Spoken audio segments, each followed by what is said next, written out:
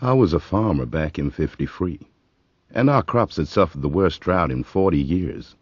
And then we heard of a man called Wilhelm Reich, who claimed he could make rain using a machine he called the Cloudbuster.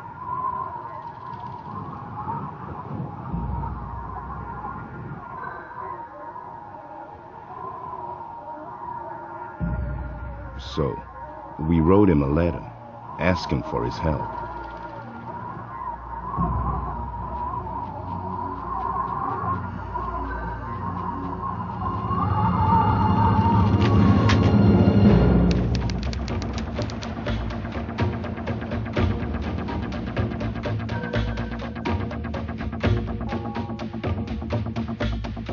The offer was simple: money for rain.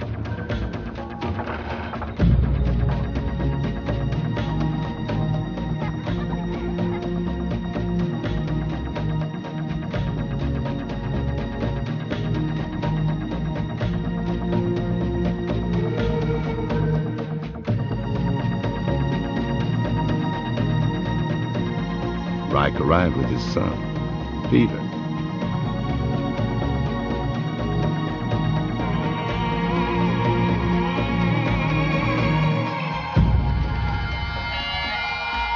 He promised us rain within 24 hours.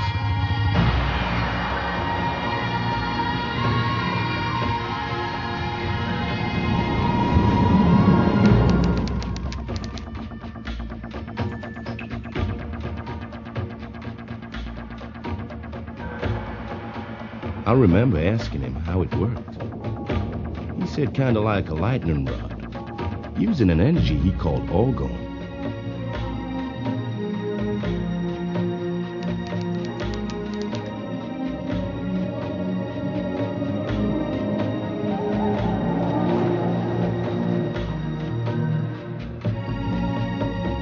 I only found out later why the men from the government were watching him.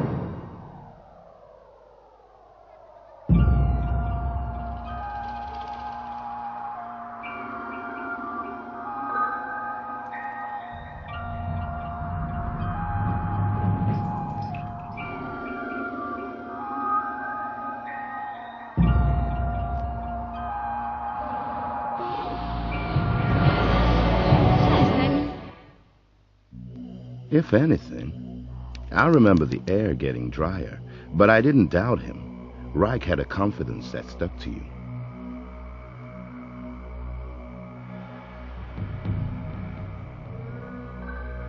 Everybody simply waited, passing time, hoping the strange machine would work.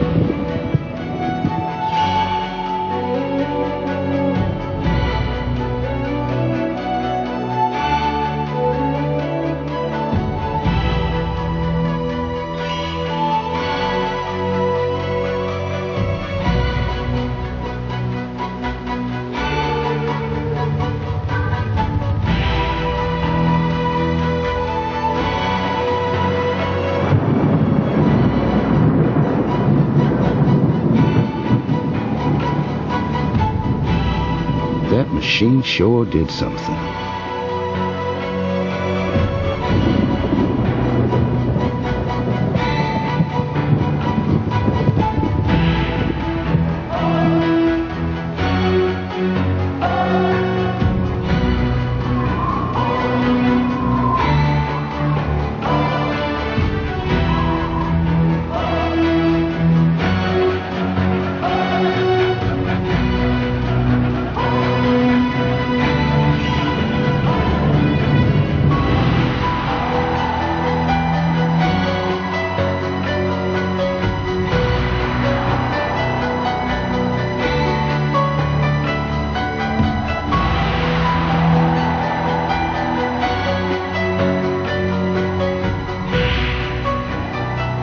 And that was the last I ever saw of Wilhelm Reich.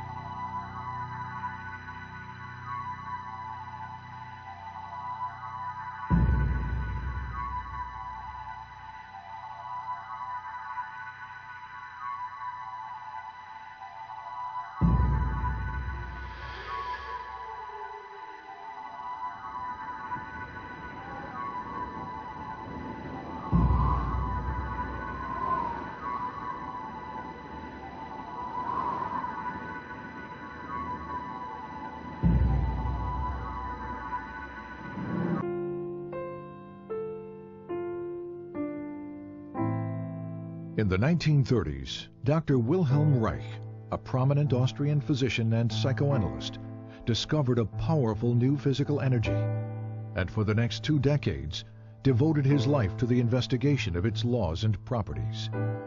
He confirmed the existence of this energy in the human body, verified its presence in the atmosphere, developed instrumentation to observe and collect it, and harnessed it for a variety of purposes, from cancer treatment to motor power to weather experimentation. Reich called his discovery Orgone energy.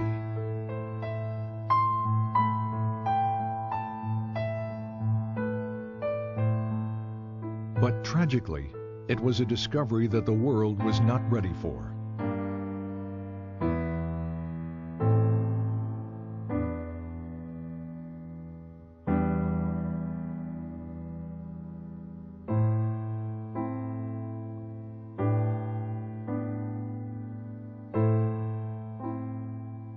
Wilhelm Reich was born in 1897 in Galicia, the easternmost part of the Austro-Hungarian Empire, now the Ukraine.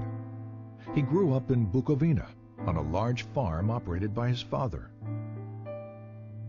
Until he was 13 years old, Reich was educated at home by tutors. His mother, to whom he was devoted, committed suicide in 1910 after his father discovered she had had a brief affair with one of the tutors. His father died 4 years later from tuberculosis.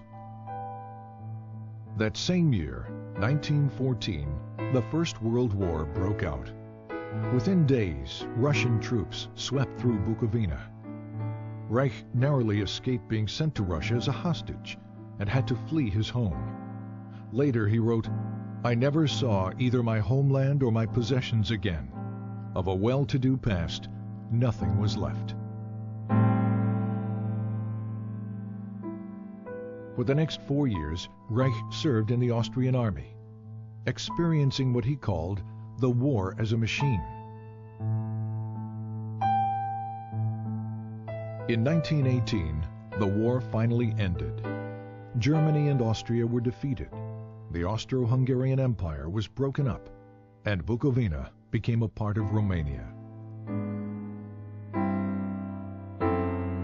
Alone, homeless, and intellectually starved after 4 years of war, Reich entered the medical school at the University of Vienna.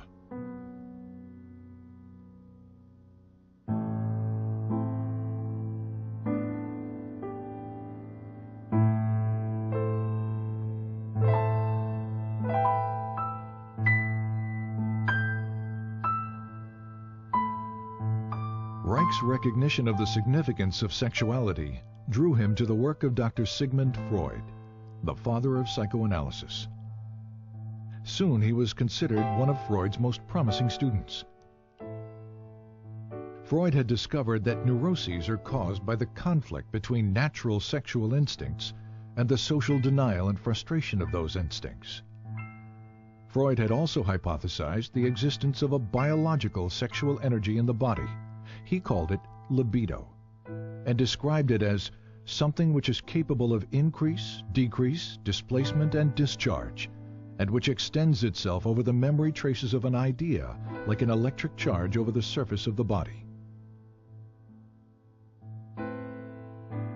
But as the years passed, Freud and his followers diluted much of this concept, reducing the libido to little more than a psychological energy or idea. By 1925, Freud had concluded that the libido theory may therefore, for the present, be pursued only by the path of speculation. Reich's clinical observations, however, demonstrated that sexual energy was more than just an idea, and that sexual satisfaction, in fact, alleviated neurotic symptoms. He discovered that the function of the orgasm is to maintain an energy equilibrium by discharging excess biological energy that builds up naturally in the body. If that discharge function is disturbed, as it proved to be in all his patients, this energy continues to build up without adequate release, stagnating and fueling neurotic disorders. Reich's orgasm theory set him apart from his colleagues because it indicated that the libido was a real physical energy that possibly might be measured quantitatively. His clinical work also led to new therapeutic techniques designed to discover and eliminate any impediments to the flow and discharge of this energy. But the widespread existence of human misery forced Reich to conclude that the solution to the problem of neuroses was not treatment, it was prevention. You have to revamp your whole way of thinking, said Reich, so that you don't think from the standpoint of the state and the culture, but from the standpoint of what people need and what they suffer from. Then you arrange your social institutions accordingly. Freud, on the other hand, maintained that culture takes precedence, that sexual instincts must be adapted to the existing social structure. These conflicting positions led to an eventual break between Reich and Freud. In Vienna and later in Berlin, Reich devoted much of his time and money educating working-class people about the essential role of sexuality in their lives. I had 6 clinics in Vienna, said Reich, where people came and received advice once or twice a week. To provide medical and educational help was its purpose.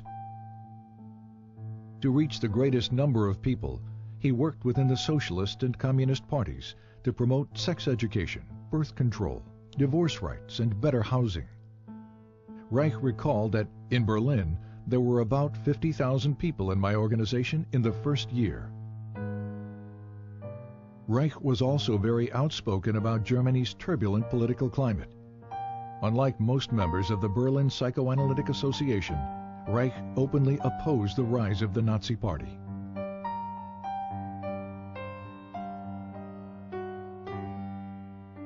But his activities exacted a high price. He was denounced by the communists and expelled from the International Psychoanalytic Association, calling these events catastrophes which threaten my personal, professional, and social existence. When asked what he would do, Reich replied, "Just go on."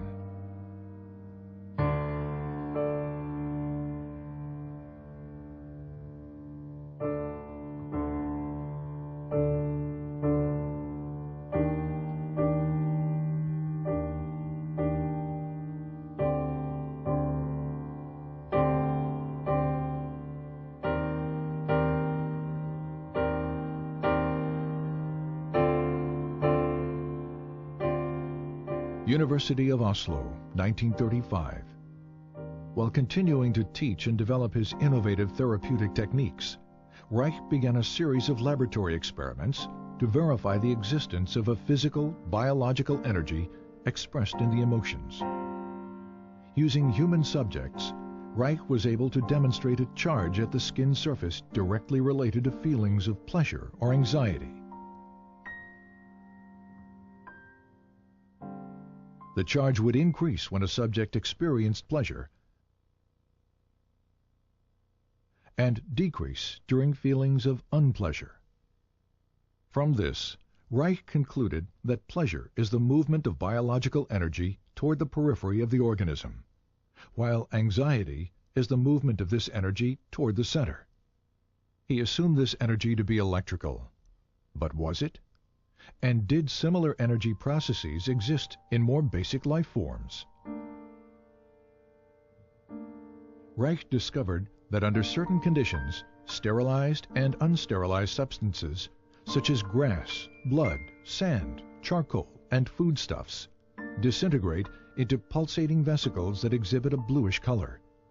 He called these vesicles bions. Reich observed internal motility in the bions, an effect of energy.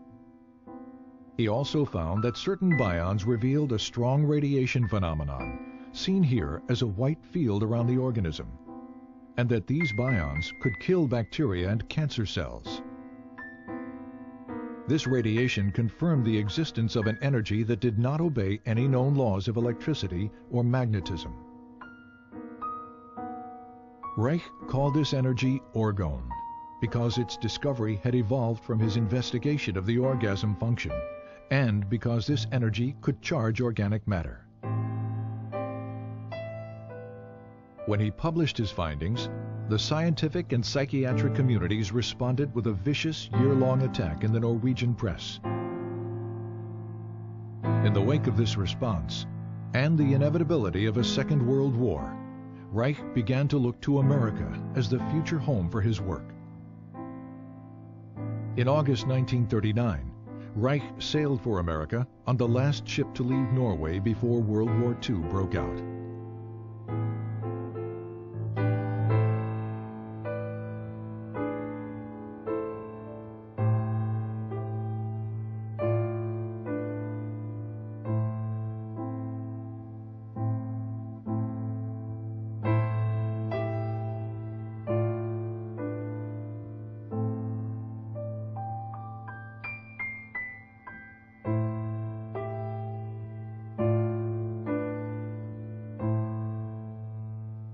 Reich settled in the Forest Hill section of New York City. He taught at the New School for Social Research in Manhattan.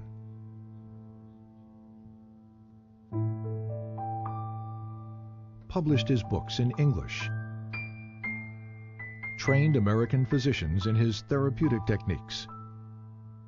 And pursued his investigations of orgone energy. Since the energy appeared to be everywhere and to permeate all substances, Reich had to find ways to isolate and collect it in order to study its functions and make it usable. Experiments demonstrated that organic or non-metallic materials, such as cotton, wool, or plastic, attract, absorb, and hold the energy. Metallic materials, steel or iron, attract the energy and quickly reflect it in both directions. On the basis of these experiments, Reich constructed small boxes with alternating layers of organic and metallic materials, with the inner walls lined with metal. The organic layers attract the atmospheric orgone energy, which is then directed inward by the metal layers. Any energy reflected outward by the metal layers is reabsorbed by the organic material, attracted back to the metal, and directed toward the inside of the box. The result? A higher concentration of orgone energy inside the box. The more layers, the higher the concentration. This accumulation of energy can be verified in a variety of ways. For example, a constant temperature difference exists between the air above the box and in the surrounding air, contradicting the second law of thermodynamics. There also exists a slower electroscopic discharge rate in the higher orgone concentration within the box. These layered boxes, known as orgone energy accumulators, became a valuable tool in Reich's scientific and medical research. Initially, they were used to observe visual manifestations of orgone energy within the enclosure and to test the effects of orgone radiation on cancer mice. Because his results with cancer mice were so promising, Reich decided to test the effects of orgone radiation on human subjects. He constructed orgone energy accumulators that were large enough for a person to sit in, and in 1942, he began experimental treatments with cancer patients. They were all terminal cases. Reich promised no cure and charged no money. Over a period of time, the patients showed marked improvement, relief of pain, healthier blood condition, weight gain, and the shrinkage and elimination of tumors.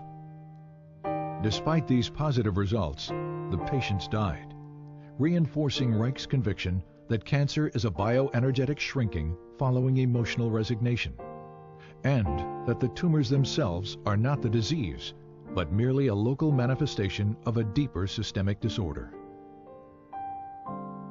Once again, Reich's focus became prevention. Reich also discovered that water and high humidity absorb and hold orgone energy, making it difficult to carry out experimental work in New York City during the summer. In 1940, on a camping trip to New England, Reich discovered the Rangeley Lakes region in Maine. With its low humidity and clean air, it provided an ideal environment for his work. In 1942, Reich purchased an old farm bordering on a small lake. He called it Orgone and envisioned it as a permanent home for the various branches of his work.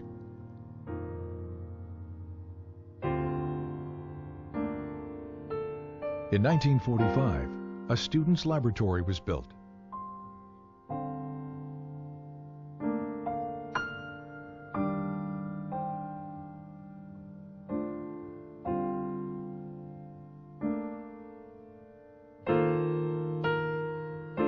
Three years later, construction began on an orgone energy observatory,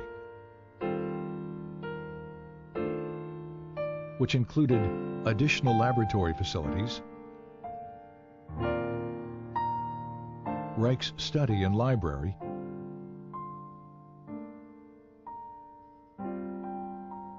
and outdoor observation decks. Funding for these buildings and for Reich's research came exclusively from his own income as a physician and teacher, and from loans and contributions by students. By 1947, after less than 8 years in America, Reich's work was attracting considerable interest as orgone research expanded into new areas of psychiatry, medicine, and biophysics. One of Reich's most significant new developments was the discovery of a motor force in orgone energy that had enormous practical implications. Here, Reich demonstrates a small motor being propelled by orgone energy from the body. And here, motor power is provided by orgone energy harnessed from the atmosphere.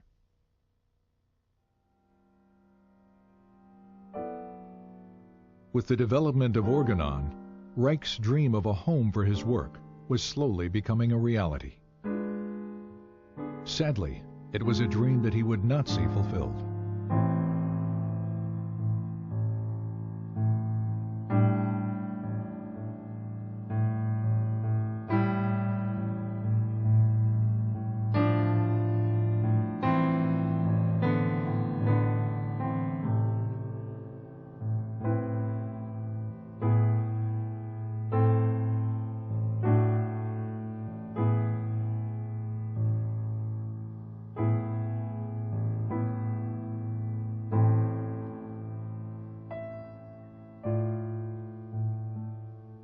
In 1947, this article, written by freelance journalist Mildred Brady, appeared in New Republic magazine.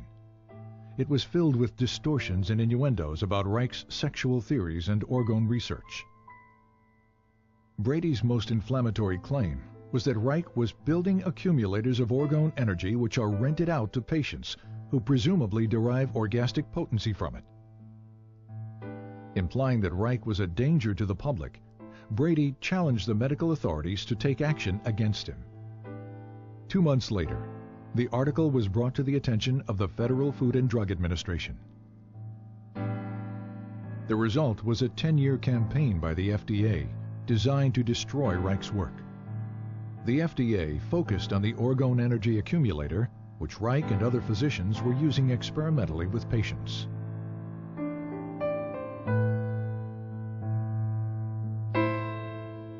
Convinced that the accumulator was being fraudulently promoted as a sexual and medical device, FDA agents spent years interviewing Reich's associates, physicians, students, and patients, looking for dissatisfied accumulator users.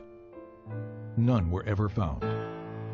As the FDA attack continued, so did Reich's work. He continued to develop new ways to visualize, measure, and harness orgone energy from the atmosphere. The Cloudbuster, for example, was an experimental instrument that could affect weather patterns by altering concentrations of orgone energy in the atmosphere. A set of hollow metal pipes and cables inserted into water creates a stronger orgone energy system than that in the surrounding atmosphere. Water, which strongly attracts and absorbs orgone, draws the atmospheric energy through the pipes. This movement of orgone from a lower to a higher energy system was used by Reich to create clouds and to dissipate them.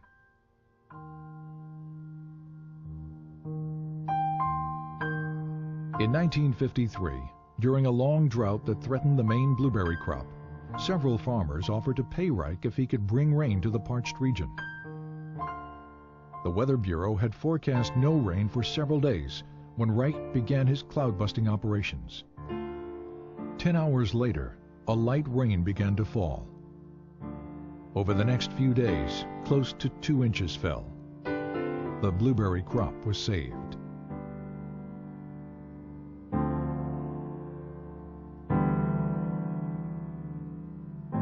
In February 1954, the FDA filed a complaint for injunction against Reich in the federal court in Portland, Maine.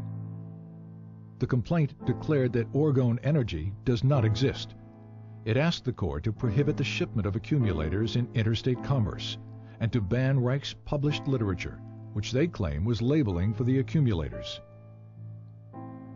Reich responded to the complaint with a lengthy letter to Judge John Clifford, explaining that he could not appear in court since doing so would allow a court of law to judge basic scientific research. Scientific matters, he wrote, can only be clarified by prolonged, faithful, bona fide observations in friendly exchange of opinion, never by litigation. I therefore submit, in the name of truth and justice, that I shall not appear in court. Judge Clifford did not accept Reich's letter as a valid legal response, and the injunction was issued on default, as if Reich had never responded at all. But the injunction was even more excessive than the initial complaint. It ordered that all orgone energy accumulators and their parts were to be destroyed. It ordered all materials containing instructions for the use of the accumulator to be destroyed as well. It also banned a list of Reich's books containing statements about orgone energy, until such time as all references to orgone energy were deleted. After the initial shock, Reich continued his work, traveling to Arizona to experiment with the Cloudbuster in the dry desert environment.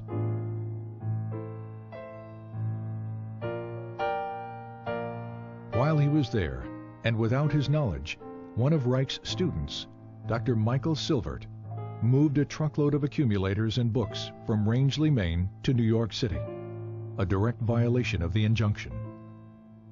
As a result, the FDA charged Reich and Silvert with criminal contempt of court. In 1956, both men were found guilty. Reich was sentenced to 2 years in a federal prison. While Reich appealed his sentence, the government carried out the destruction of accumulators and literature. In New York City, several tons of Reich's books and other publications were burned in one of the city's garbage incinerators, including titles that were only to have been banned. This destruction of literature constitutes one of the most heinous acts of censorship in United States history.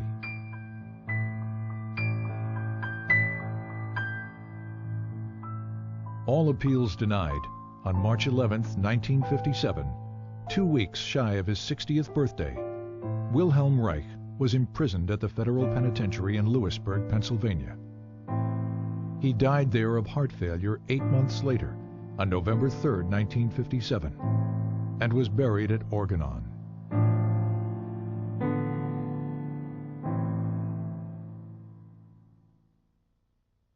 But the tragedy of Reich's death should not be allowed to overshadow the richness of his life, for while he lived, he was truly alive.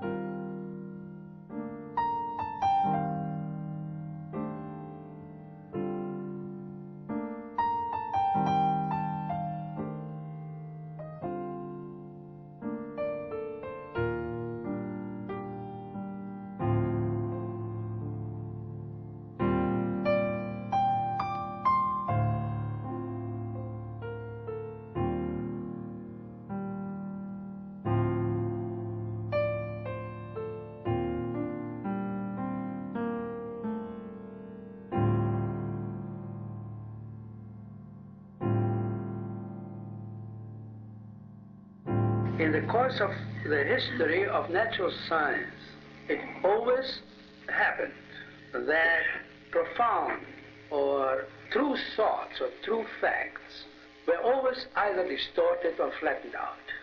The danger, especially of distortion, is particularly great in the case of Orgone. We must be scientific, we cannot be political in these matters.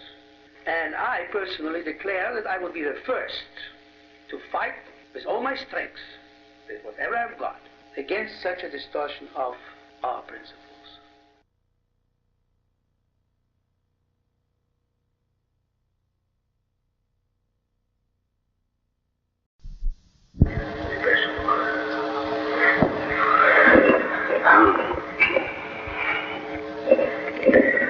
It is April 3rd, 1952, at Orgone, Rangeley, Maine. I, Wilhelm Reich, am sitting alone in the large room in the lower house. All people are gone.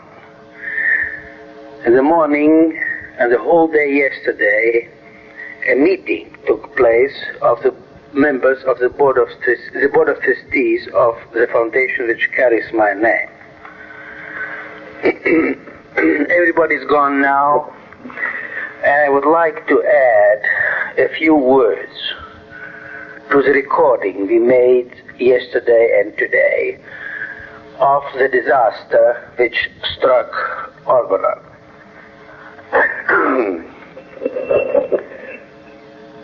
nobody here to listen to what I'm saying. The recording apparatus is the only witness. I hope that someone will, at some time in the future, listen to this recording with great respect. Respect for the courage that was necessary to sustain the research work in orgone energy and life energy all through these years.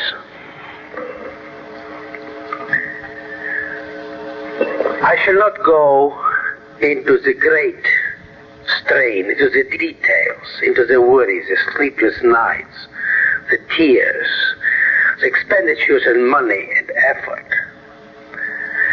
the patience which I had to have with all my workers and with all my students. I would like only to mention the fact that there's nobody around, there's not a single soul, either here at Orgone or down in New York, who would fully and really, from the bottom of his existence, understand what I'm doing and be with me in what I'm doing. They're all very good people. They're decent, honest, hard-working. I trust them. We are very good friends, all of them, or most of them.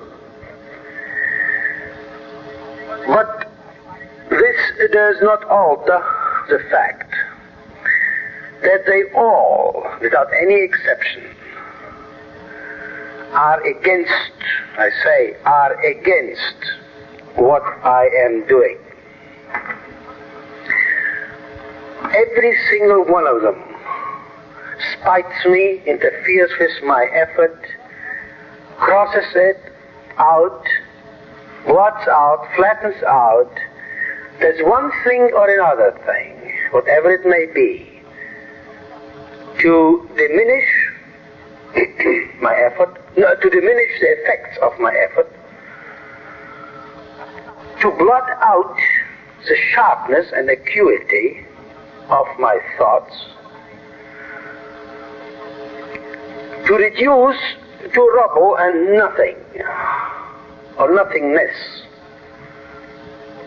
what I have elaborated in about now 33 or 34 years of systematic thinking, and in about 40 years of human suffering, since about 1912, or rather 1910, when my mother died. There is not a single soul around who would fully understand or would not say no to it all. This no is identical with I don't want it, I don't like it, I loathe it. Why is it here? Why does he have to exist? Why doesn't he sit down and take it easy? Why did he have to start this Orgone experiment which gives us so much trouble? They see only the trouble. They don't see or they don't want to realize what it means for medicine, biology, and science in general, as well as philosophy, to have this Orgone going. To them it is mostly a bother, an inducer of sickness, suffering, and at times I have the distinct feeling that they believe, though they do not dare quite to admit their own thoughts, that I may have gone haywire. This reaction of my closest friends and co-workers to the situation here is exactly the same that has harassed the human race for as much as we can say 8,000 or 10,000 years, since patriarchy has ruled its destinies and since natural love was extinguished in the newborn infants. I shall not go into that. It's all written up in my publications. Whoever knows these publications also knows what that means. The discovery of the life energy would have been accomplished long ago had this I don't want it, I fear it, I loathe it, I'll kill it, I'll flatten it out, I won't let it live or exist. If that had not been in their structures, not in their desires, not in their positive conscious wishes, they're all decent and good people. No, it is in the structure. It is somehow in their tissues, in their blood. They cannot tolerate anything that has to do with orgone energy or life energy, or what they call God, or what is their deepest longing for love, for fulfillment. They cannot tolerate it, and they fear it. They fear it by way of structure. Their tissues, their blood, cannot stretch out, cannot take it, evades it, avoids it, and loathes it. I do not say all this to depreciate their efforts, their honor, their loves, their lives. I say it because it is true, because it turns up in every single move, in every single word, in every single opinion, in every single paper, in every single thing they did to whatever ever had to do with the discovery of genitality, life, love. Such people as Lawrence, or such philosophies as Giordano Bruno's, or such great lives as Jesus Christ, and so forth and so forth. It is a sad, lonely chapter of the human race. I don't feel that I am obligated to solve this riddle or to do anything about it. I happen to discover the life energy. I happen to induce the Orgone experiment. I know what it means for the future development of medicine and biology, philosophy and natural science. I'm fully aware of it. And in this awareness, I am completely alone. There's no soul anywhere far and wide to talk to give one's feelings, to let one's feelings go freely, to speak like as friends speak to each other. This is all.